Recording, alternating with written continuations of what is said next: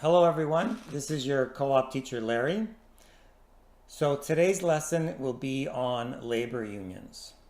And the name of the lesson is What Do You Know? So as an overview of the whole lesson, we have 4 parts. So part number 1 is this PowerPoint presentation, which gives an overview or introduction to what labor unions are, what they do. Number 2, you're going to watch a video called Food Fight, and the video will be posted on YouTube, and I'll give you the link to access that video. Number 3, after you finish watching the video Food Fight, there is a handout for you to print out, answer the questions, and then either print it out and bring to me in class, or you can email me back your answers for that handout. And then finally, there's another handout, which is sort of a summary, a review of everything we've learned. It's called Labor Unions. And same thing, you can print it out, answer it, and bring it to me in class, or you can email me the answers back to my email. So that's our lesson. So we'll start with number 1, PowerPoint presentation. So we're going to start by thinking about what a labor union is, why someone would join a labor union, and how do labor unions try to get what they want from employers? So let's look at number 1. What is a labor union? Basically, a labor union is an organization of employees that is created for the purpose of dealing with employers on items such as wages, work hours, health and safety, and other conditions of work.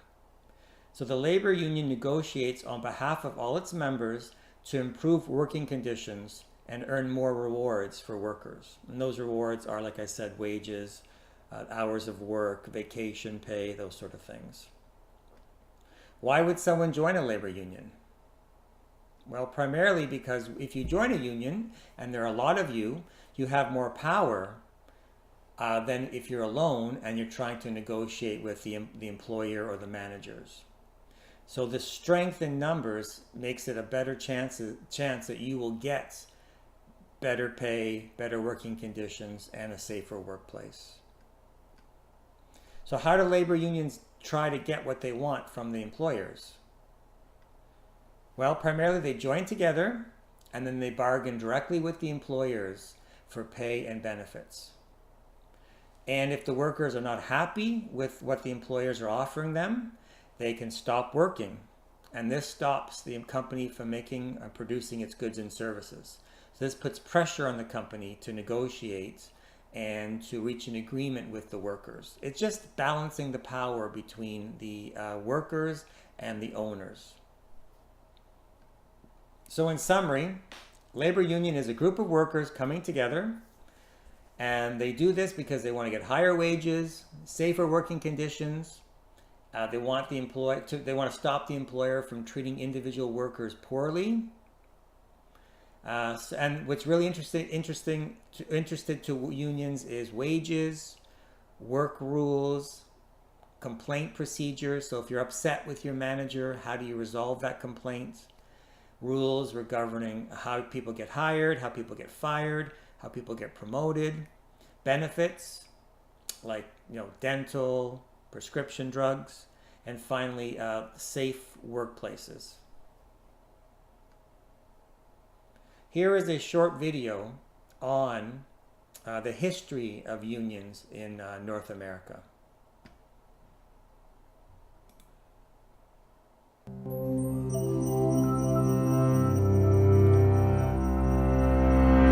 How's this for a strange idea? A day off from work in honor of work itself. Actually, that is what Labor Day, celebrated in the United States and Canada on the first Monday of every September, is all about.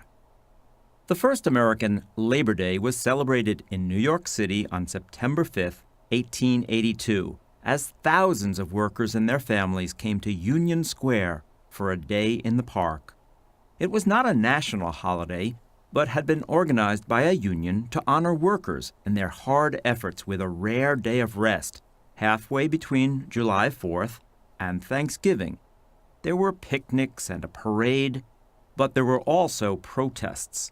The workers had gathered not just to rest and celebrate, but to demand fair wages, the end of child labor, and the right to organize into unions. During the period known as the Industrial Revolution, many jobs were difficult, dirty, and dangerous. People worked for 12 hours, 6 days a week, without fringe benefits such as vacations, health care, and pensions. And if you were young, chances are you were doing manual labor instead of your ABCs and fractions. Children as young as 10 worked in some of the most hazardous places like coal mines or factories filled with boiling vats or dangerous machines. Trying to win better pay, shorter hours, and safer conditions, workers had begun to form labor unions in America and Canada. But the companies they worked for often fought hard to keep unions out and to suppress strikes. At times, this led to violent battles between workers and business owners, with the owners often backed up by the police or even the military. In the following years, the idea of Labor Day caught on in America, with official celebrations reaching 30 states.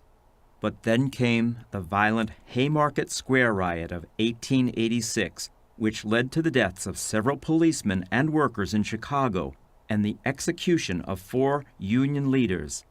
After that, many labor and political groups around the world had begun to mark Haymarket Square on May 1st, which became known as International Workers' Day. In 1894, President Grover Cleveland signed the law making Labor Day a federal holiday in America, only days after he had sent 12,000 soldiers to end a violent railroad strike that resulted in the death of several people. The original September date was kept, partly to avoid the more radical associations of May 1st. Canada also created its Labor Day in 1894.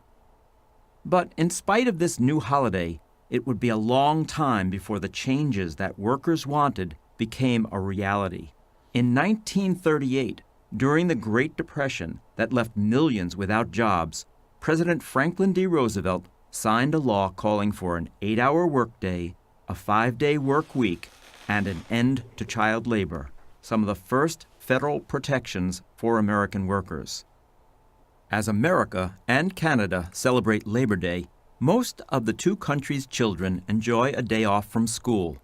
But it is important to remember that there was a time that every day was a Labor Day for children in America and Canada. And unfortunately, the same fact remains true for millions of children around the world today.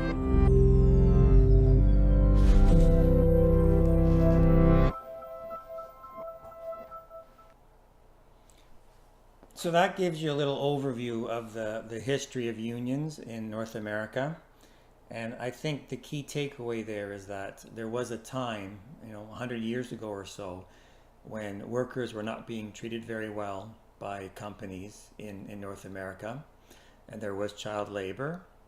And the workers joined together to change this imbalance so that there was more equal power between the workers and the managers.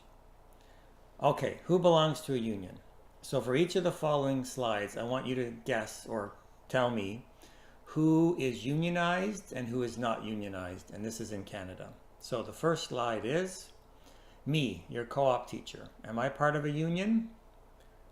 And the answer is yes. I'm a member of an organization called the Ontario Secondary School Teachers Federation. All high school teachers who work in public schools in Ontario are members of OSSTF. This is called a closed shop, which means I have to be a member. I have no choice. So if you want to teach for a public school board in the province of Ontario, you must join this union. How about the players on the Toronto Blue Jays? Are they unionized? The answer is yes. They are members of the Major League Baseball Players Association. Same idea, this is a closed shop, so you must join the union. You have no choice in the matter. How about an actor like Brad Pitt? Is he unionized? And yes, he is. He is a member of the Screen Actors Guild, and that's a large union of about 100,000 film and television performers. And they will negotiate with the studios regarding pay for the actors, and other benefits like how long they have to be on the set before they get fed, what the wages are for people that speak in a movie versus don't speak in a movie. You have to remember that there are very few very, very rich actors like Brad Pitt. Most actors are not paid well. It's one of the lowest paying jobs out there. So the Screen Actors Guild tries to make sure that they at least make a livable wage, and they don't go hungry. How about a cashier at Loblaws and a cashier at Walmart? Are they unionized? The answer is it depends. The cashier at Loblaws is unionized, while the cashier at Walmart is not unionized. So what's the difference? Why one and not the other? Especially when the pay and the working conditions are very similar at both Loblaws and Walmart. So the primary difference is just timing. Loblaws has been in Canada for 100 plus years.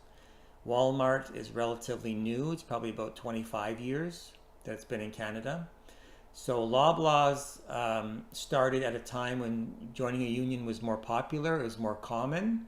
So that's why the union was formed, and that's probably why it's still there.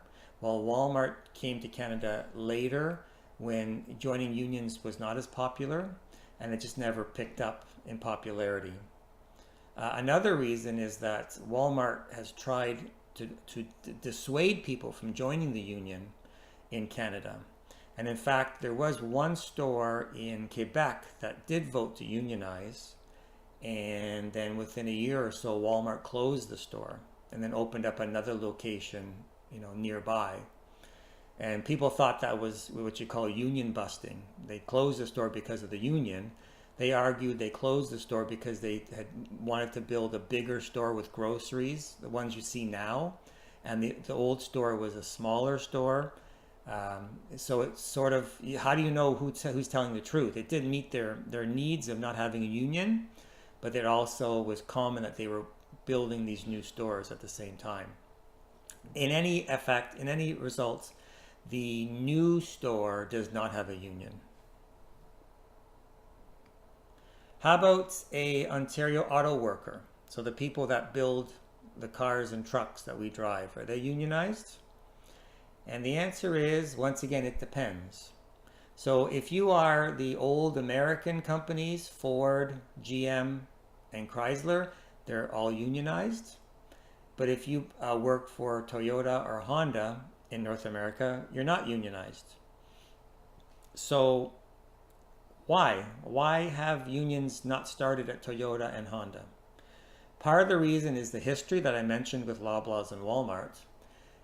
But the other part of the reason is that the unions have tried to organize workers at Toyota and Honda. They've had votes, and the workers have always voted no.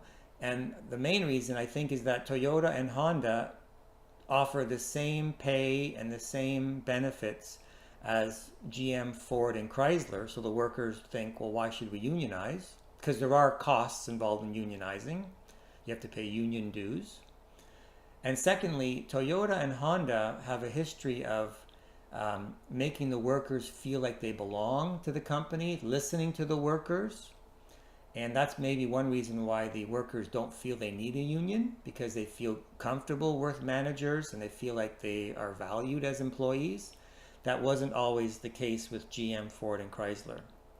A quick example, I went to visit the Honda factory in Alliston, Ontario. And the lunchroom, first of all, everyone dresses the same. Managers and workers all dress the same. There's no, jumpsuit for the workers and fancy suits for the managers. Everyone dresses in white oversuits. Number one. Number two, everyone eats lunch in the same cafeteria. So everyone sort of looks the same, gets treated the same. And I think that makes the workers feel like they're not second-class citizens. And Toyota and Honda also reward their employees for coming up with new ideas and how to save money or make the cars better. And they promote that a lot with the workers. So the workers just feel like they're listened to more so than in the past with General Motors, Ford, and Chrysler. Next, your family doctor, is she unionized? And the answer is yes. She's a member of the Ontario Medical Association, or the OMA. And the OMA negotiates with the government of Ontario, who is the primary payer to the doctors. So they'll negotiate, like every time you go see the doctor for a physical, this is how much the doctor gets. If you go for something more complicated, the doctor gets more money. If you go to a specialist, let's say a heart specialist or a skin specialist, the doctor gets even more money based on their specialty. And this is all negotiated beforehand, and the doctors just bill the government after you leave the doctor's office. So they're unionized. How about a police officer? In this case, Toronto police officer. The answer is yes. So the Toronto police officers belong to the Toronto Police Association, and the TPA negotiates with the City of Toronto for wages and working conditions, just like any other union. Airline pilots, are they unionized? And the answer is, it depends. So for example, Air Canada is unionized, Air Transat is unionized, but WestJet's not unionized. Air Canada is the oldest union, so that's probably some of the reason why they're unionized.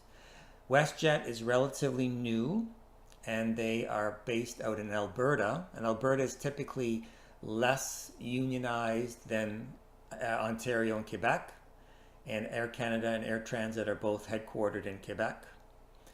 And the second reason why WestJet's not unionized is that WestJet gives part ownership of the company to their employees. So their employees feel like they have an invested interest in making WestJet be successful. They feel like they're owners, and so they voted in the past not to join a union, which sort of separates the union and the workers and the managers. So WestJet has not been unionized, even though there are attempts made to unionize the company. WestJet employees also get profit sharing. So 15% of all the profits at WestJet are set aside for the employees. And then they share those profits based on their jobs and how many years they've been at WestJet.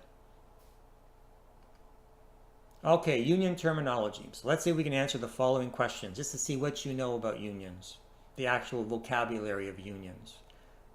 So number one, what is collective bargaining? Is it A, a bunch of people looking for a bargain? B, a method of determining wages and other employment conditions through direct negotiation between union and employers? And is it, or C, making a bargain to collect a person's rent? And the answer is B. So the workers and the managers sit down and negotiate. That's called collective bargaining. What is a collective agreement? A, when everyone agrees to stop working early. B, the agreement between the employer and the union that involves wages and working conditions. Or C, the final step before a company closes and moves to another country. The answer is B. It's the actual agreement of the collective bargaining is called the collective agreement. What is a grievance? A complaint against management by the union or union member regarding a breach of the collective agreement.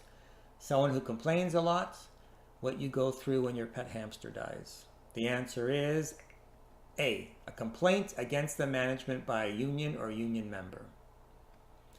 What are fringe benefits? A benefit concert by the band Fringe. A wage benefit package given only to employees who must wear certain clothing to work. Or C, non-wage benefits such as paid vacations, pensions, life insurance, dental, etc. And the answer is C. So extra benefits, like those mentioned there, and others. Eyeglasses is another one. Drug benefits is another one. Life insurance, life insurance I posted there. Okay, so that's what fringe benefits are. Arbitration, what is that? A new method of modern dance, a method of settling disputes through a binding third party, or C, a march to celebrate Arbor Day. The answer is B. So if you have a complaint between managers and workers, you can go to arbitration, where a third party who has no interest in the case gets appointed to listen to both sides argue their case, and then he or she decides who's right and who's wrong. It's just like a judge. Injunction. What's an injunction? A court order restraining the employer or union from engaging in certain acts. B, a needle you get before starting certain jobs. C, a place of employment at a railway junction. The answer is A. So if you're in a strike, let's say with your employer, there are certain things you can and cannot do. So you cannot, for example, block all the entrances so people cannot get in to the factory or the store. If you do that as a union, the employer can ask a judge to issue an injunction to stop the union from blocking all the entrances. That's an example of an injunction. A lockout. What is it? What happens when you leave your keys at home? When you accidentally lock your keys in the car? A phase in a labor dispute where management doesn't allow its employees to work. The answer is C. So just like workers can go on strike in a situation, managers can lock out workers as well. So both sides have the power to stop the production or the making of the goods and services. Not just the workers have the right to strike. What's a slowdown? A, to really take things easy at a slow pace to preserve health. What you should do for a yellow light at an intersection. C, a deliberate lessening of work effort to force concessions/negotiations from the employer. The answer is C. So you slow down your job. You don't stop working, but you go slower, or you don't do your whole job. So for example, sometimes police officers will not issue parking tickets when they're on slowdown. So they're still out there protecting us and arresting criminals, but they don't do some of their job, like giving out parking and speeding tickets. What is picketing? Union members publicize the existence of a labor dispute, a type of fancy white fencing, or fancy guitar playing. Picketing is when union members publicize their strike. So you may have seen this already. You see a bunch of people walking around in a circle holding signs saying, Union 6401 on strike. That's called picketing. Seniority. What's seniority? The age when you start to receive a pension, when people begin to think they are too old, or a term used to designate an employee's status based on length of service. And the answer is C. So the longer you work at a company, the greater seniority you have. And typically, the greater seniority you have, the less likely it will be that you will be laid off or you'll lose your job at the company. If the company starts to have problems financially, they will have to lay off people with less seniority, so the younger workers. So the workers that have been there for a long time typically are safe unless the company really has lots of problems and goes bankrupt, and then everyone loses their job. So seniority protects older workers from being fired because they're old, because they make too much money. So in that way, it's a good thing. It's a bad thing if you're a new worker and you're the first to get laid off. You don't maybe think it's so good to have seniority. And it also could encourage some older workers to not work so hard because they know they're protected, so maybe they take it a little bit easy. So that could be another possible negative of seniority. So everything has pros and cons. Seniority is one of those things. Okay, the next step now is to watch the video Food Fight. So if you go back to the email I sent you, you double click on the Food Fight link, it'll bring you to YouTube, and you're going to watch this video. It's 30 minutes. It's a story about the workers trying to start up a union at a pork processing plant in North Carolina. And there was lots of trouble. It took over 10 years, 12 years battle to get this done. The union accused the owners of doing illegal things like physical violence, spying, and we hear both sides of the story, and then we find out what happens in the end. So that's the video. I want you to watch the video. When you're finished watching the video, go back to the email, and then I want you to download this document. It's called Who Do You Support? And you need to fill this out. And then once you fill it out, you need to either email it back to me or print it out and bring it back to me at next class. This is one of your assignments, which will determine your mark on this labor lesson. So that's the first assignment. The second assignment is labor union fill in the blank. So you have to, same thing, download this, print it out, or answer it online and then email it back to me. 16 questions. The answers are below. You have to sort of find the right answer and put it into the proper number. So those are your 2 assignments for this labor lesson. If you have any questions, you can email me, call me. If not, that's the end of the PowerPoint presentation. So head back now to your email and watch the video Food Fight. Thank you very much.